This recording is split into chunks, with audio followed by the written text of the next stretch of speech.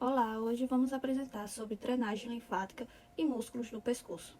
Componentes: Alarice, Bruno, Cauã, Clara, José Adenilson, Caroline, Karine, Maria Brena, Maria Fabiana, Maria Gabriela.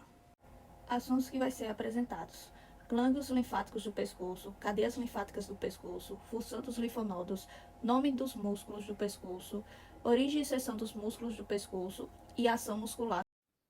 Olá, professor, tudo bem? Meu nome é Maria Brena. Eu fiquei responsável para explicar o que são os linfonodos. Então vamos lá. Vamos falar um pouco sobre os linfonodos. O que são linfonodos?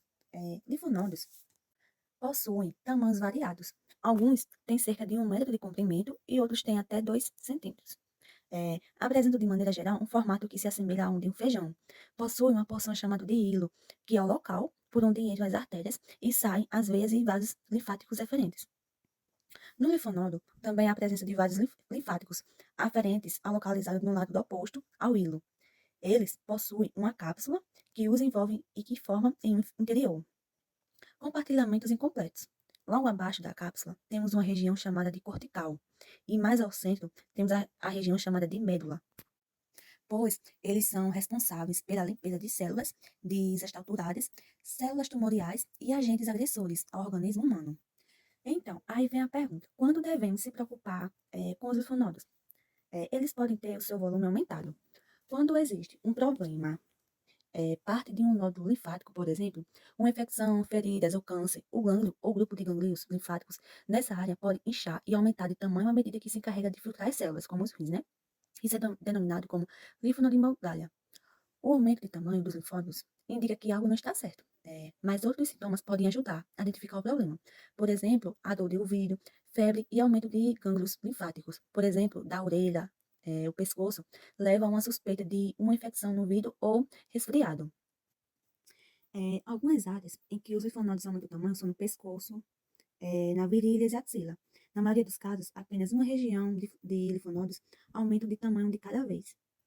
Quando mais de uma área de linfônodos está cometida, é denominada de linfadenopatia generalizada. Algumas infecções, como infecções de garganta e catapora, determinados medicamentos e doenças do sistema imunológico e cânceres, como linfoma, leucemia, são alguns exemplos de acontecimento linfonodal. Os médicos, pois o aumento de tamanho de um linfônodo geralmente é provocado por outra condição clínica, e não necessariamente o câncer, porque eles são chamados de doenças linfoproliferativas, que também podem se desenvolver tumores de outros órgãos que se espalham para os linfônodos e que aí chamamos de mestostases, que é o câncer. Boa noite, meu nome é Karine e eu vou falar um pouquinho para vocês sobre os glândulos linfáticos, a sua estrutura, seu conceito, quando se deve se preocupar, quantos existentes tem no nosso pescoço. Então, a seguir, vocês verão tudo isso. Os linfonodos cervicais, eles são linfonodos encontrados no pescoço. Dos 800 gânglios linfáticos do corpo humano, 300 estão no pescoço. E os linfonodos cervicais estão ligados a uma série de diferentes condições patológicas, incluindo tumores, infecção e inflamação. A investigação dos linfonodos do pescoço é essencial quando os sintomas são persistentes. E é normal um pequeno aumento do volume quando ocorre algum quadro inflamatório ou infeccioso na garganta e ouvidos. Se o sintoma persistir, é fundamental, necessário, procurar um cirurgião dentista de cabeça e pescoço. Os linfonodos eles são pequenas estruturas, fazem parte do sistema de defesa e drenagem do organismo. Eles são muito importantes no combate a infecções e eles estão presentes em grande número, de 2.000 aproximadamente. Isso acontece porque a atividade é muito intensa e também é porta de entrada do organismo, exigindo um trabalho maior. Até mesmo casos comuns de gripe pode causar um inchaço dos linfonodos e já é necessário procurar um médico, cirurgião dentista, para verificar o porquê do inchaço ser persistente. Nessa pequena imagem mostra os glândulos linfáticos, onde eles estão inchados. E mais uma vez volto a repetir que deve-se procurar o cirurgião dentista de cabeça e pescoço para verificar como está. Bom, nesse vídeo nós vamos falar sobre as cadeias linfáticas do pescoço, né? Meu nome é José Adenilson Costa da Rocha, e antes de começar, quero falar que nessa região do pescoço, né, nós temos cerca de 300 linfódemos, ou seja, quase um terço de todos os linfódemos do corpo. Isso por quê? Porque existe uma necessidade de combater, né, micro-organismos que tentam entrar em nosso corpo através da nossa boca e do nosso nariz. Então, por isso, essa quantidade de linfódemos só na região do pescoço.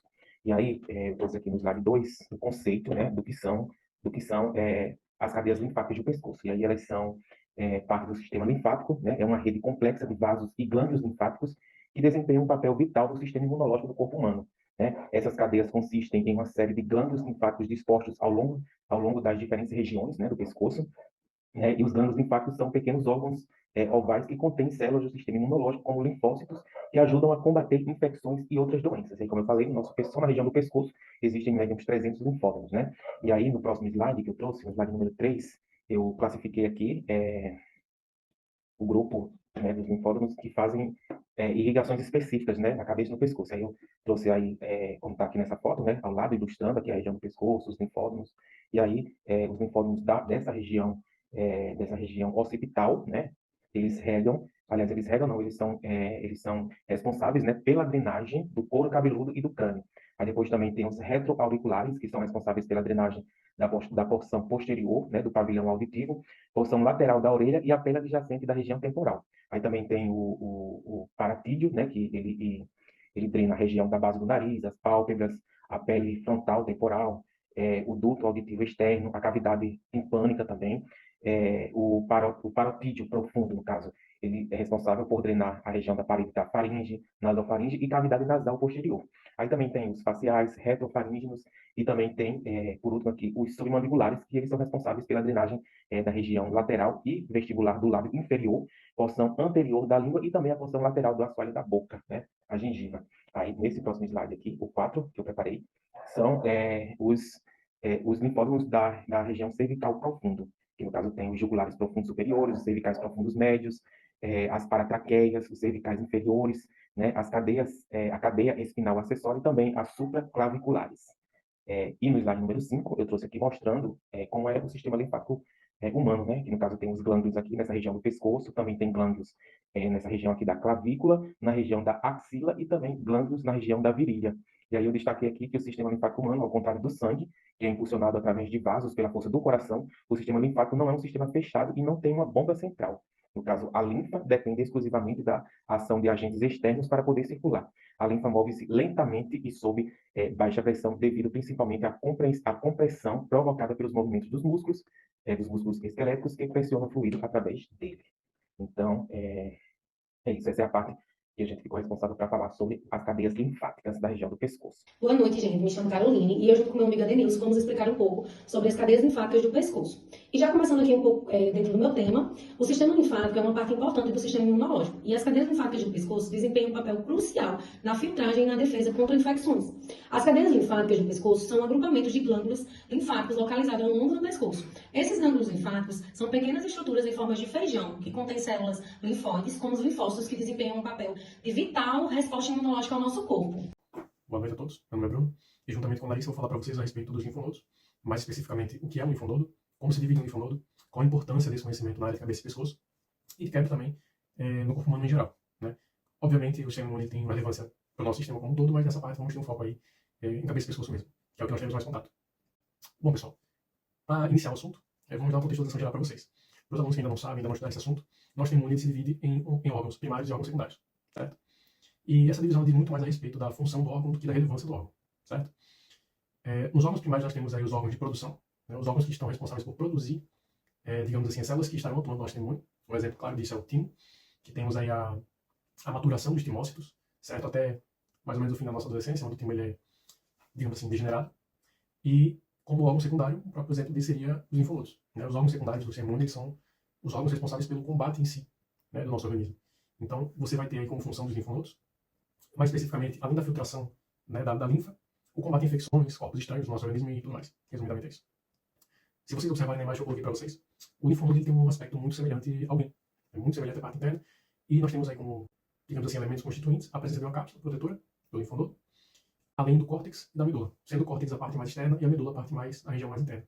Esse linfonodo ele tem saídas tanto na parte côncava quanto na parte convexa, onde uma será responsável pela liberação de recebimento digamos assim, resíduos do nosso metabolismo pelo nosso sistema de circulação sanguínea, e uma parte para a liberação desse material linfático. Também vale ressaltar que nós temos a região cortical e paracortical. Na região cortical, nós temos a presença de linfócitos B, e na região paracortical, nós temos a presença de linfócitos T. Ademais, pessoal, é também interessante ressaltar para vocês o seguinte: nós temos uma concentração de linfonodos em regiões específicas do nosso corpo. Mais especificamente, nós temos a concentração na região da axila, na região da clavícula, na região das virilhas e, claro, na região do nosso pescoço e nosso rosto em menor quantidade. Eu vou estar passando para vocês agora um slide, e aí vamos comentando aí gradativamente a respeito dos linfonodos do nosso rosto, do nosso pescoço e também um pouco da região da nossa clavícula, região subclavícula, certo?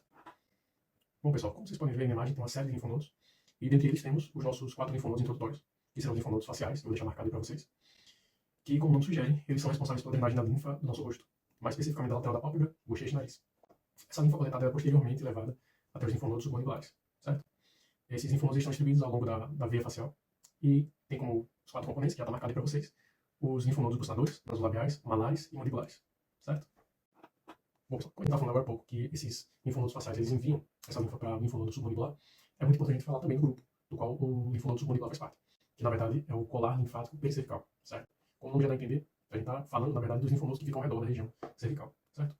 Além de receber a linfa dos linfonodos faciais, esses linfonodos também têm como função a drenagem da linfa da raiz do nariz, das pálpebras, da bochecha e também da orelha e pele do pescoço, certo? Além desse linfonodo submandibular, nós temos também os linfonodos mastóides, parotídeos superficiais e profundos, e os linfonodos occipitais também, certo? Tá tudo marcado em imagem para ficar mais claro para vocês. E também acredito que eu vou colocar aqui embaixo um QR Code com todas as fotos do slide, para vocês darem uma olhada se quiserem. Temos também aí a presença do linfonodo lingual, certo? Que, como o nome indica, eles são responsáveis aí pela drenagem da linfa da língua e posterior envio dessa linfa para o linfonodo jugulodigastro.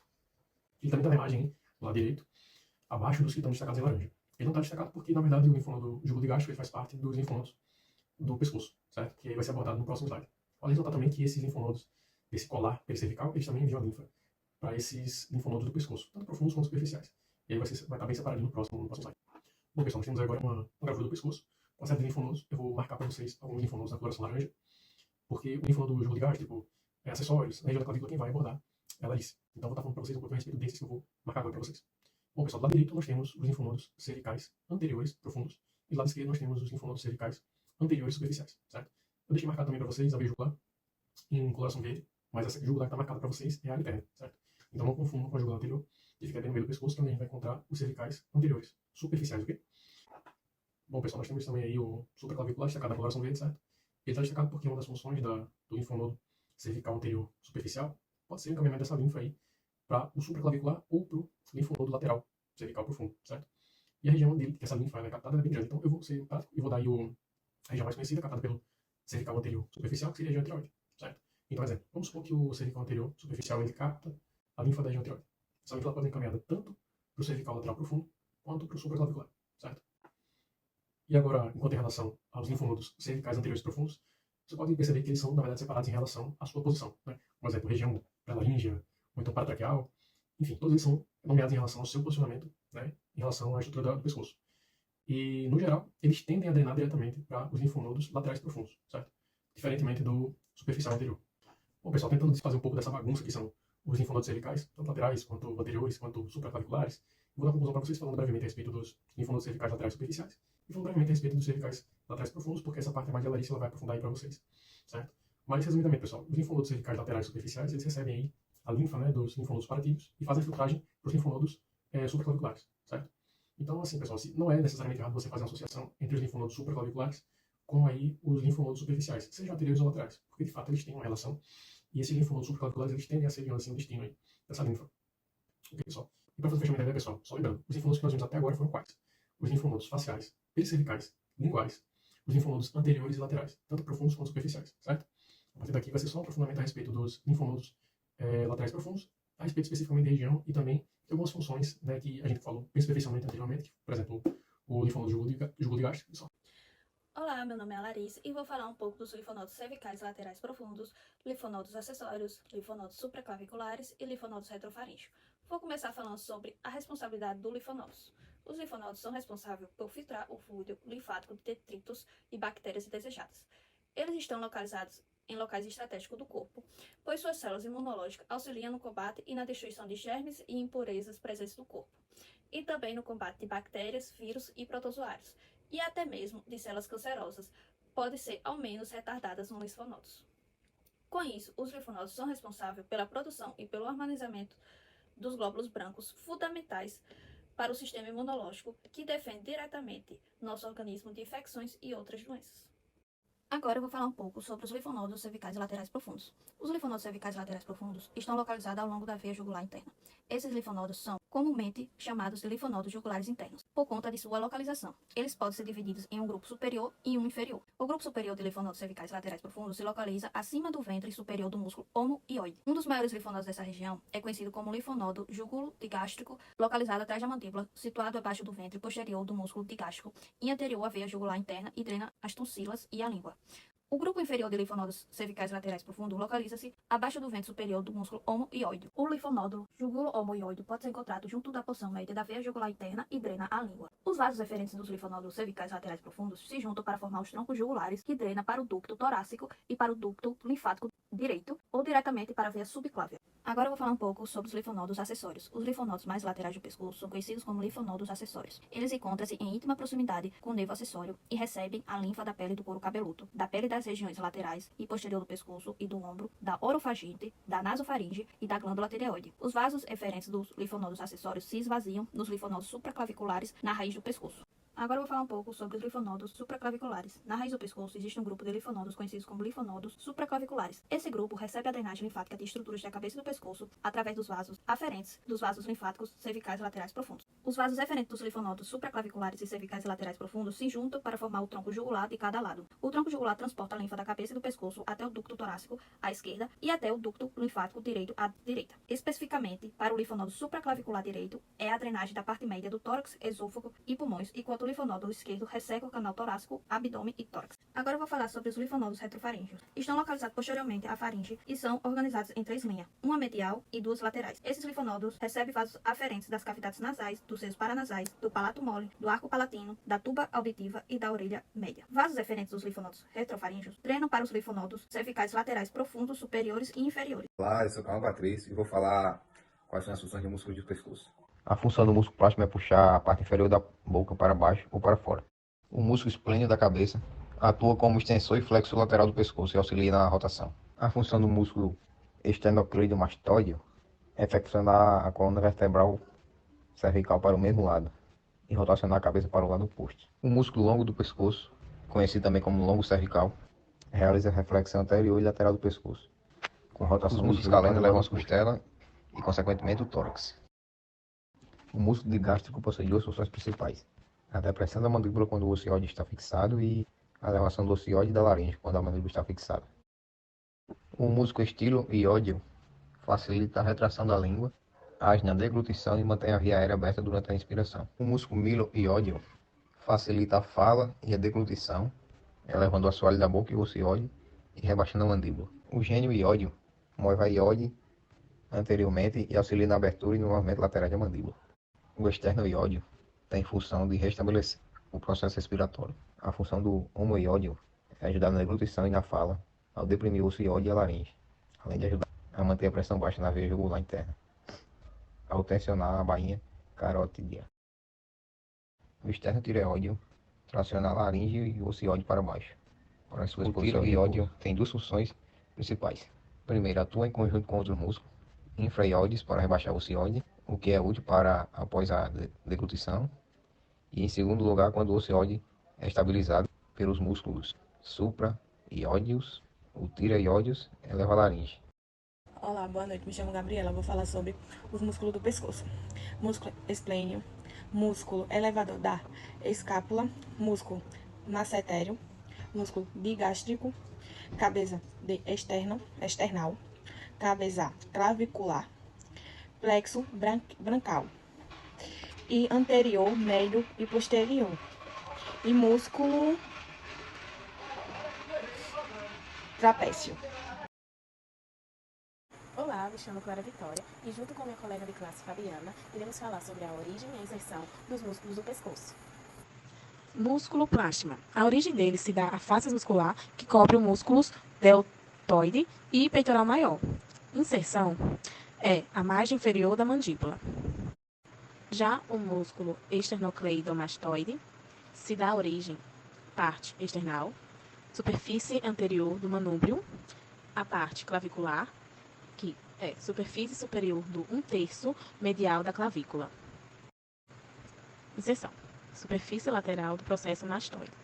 metade lateral da linha nucal superior do osso occipital. O músculo trapézio se dá origem no terço medial da linha nucal superior. Protuberância occipital externa, ligamento nucal, processos espinhosos das vértebras CVI a TX. No terço lateral da clavícula, agrômio e espinha da escápula. Já o músculo externo-iódeo superficial se dá origem ao manúbrio do externo e extremidade medial da clavícula. A inserção é o corpo do iódio.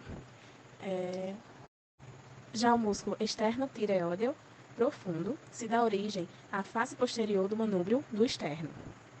Já a inserção é linha oblíqua da cartilagem tireoidea. Já o músculo tireoideo profundo se dá origem à linha oblíqua da cartilagem tireoidea. Já a inserção é na margem inferior do corpo e do corno maior do iódio. E o músculo omoiódeo superficial, ele se dá origem na margem superior da escápula, perto da cisura supraescapular. E a inserção, né, no caso, se dá na margem inferior do iódio. O músculo miloiódeo se dá origem na linha milohioidea da mandíbula. E a inserção dele é na ráfia milohioidea e no corpo do iódio. Bom, e o músculo digástrico, né? Ele tem como origem ventre anterior, fossa digástica da mandíbula e o ventre posterior, incisura mastoidea do temporal, né? E a inserção o tendão intermédio para o corpo e corno maior do ióide. Bom, o músculo estilorioide, né, ele vem como origem o processo estiloide do osso temporal. E a inserção dele, né, é o corpo do osso ióide. Já o músculo gênio-ióide vem como origem a espinha geniana inferior da mandíbula. E a inserção é o corpo do osso ióide também. Olá, me chamo Fabiana e agora estarei falando sobre a origem e inserção dos músculos do pescoço. O músculo reto anterior da cabeça origina-se na superfície anterior da massa lateral do atlas, primeira vértebra cervical, e na raiz de seu processo transverso. Em seguida, estende-se superomedialmente e insere-se na superfície inferior da parte basilar do osso occipital. O reto lateral da cabeça é um músculo curto e plano. Origina-se na superfície superior do processo transverso do atlas. Suas fibras verticais seguem superiormente para se inserir na superfície inferior do processo jugular do osso occipital. O músculo longo do pescoço possui várias origens da terceira à quinta vértebras cervicais. Suas inserções estão localizadas nas vértebras cervicais superiores, nos processos transversos da quinta e sexta vértebras cervicais e no tubérculo anterior do atlas. O músculo longo da cabeça se origina nos tubérculos anteriores dos processos transversos da terceira à sexta vértebras cervicais e se insere na porção basilar do osso occipital. Músculo escaleno anterior. A origem se dá nos processos transversos das vértebras cervicais e a inserção ocorre na primeira e segunda costela. O músculo escaleno médio se origina no tubérculo posterior dos processos apófises transversos da terceira à sétima vértebras cervicais e se insere na primeira costela dorsal ao músculo escaleno anterior. O músculo escaleno posterior possui sua origem no tubérculo posterior dos processos apófises transversos da quinta à sétima vértebras cervicais e a sua inserção na segunda costela. O esplênio da cabeça é um músculo profundo do pescoço. Origina-se na metade inferior do ligamento nucal e nos processos espinhosos da sétima vértebra cervical e a terceira vértebra torácicas superiores. Insere-se no processo mastoide do osso temporal. Músculo esplênio do pescoço. A origem se dá nos processos espinhosos das vértebras torácicas superiores e C7 e ligamento da nuca. A inserção ocorre no osso occipital, processo mastoide do osso temporal e processos transversos das três vértebras cervicais superiores. O semiespinal da cabeça passa pelo pescoço e pela região superior do dorso, já que ele se estende entre as vértebras torácicas e cervicais até o osso occipital. E seus tendões se originam dos processos transversos das vértebras 7.1, 7.6 e processos articulares das vértebras C4 e C7. Músculo semiespinal do pescoço.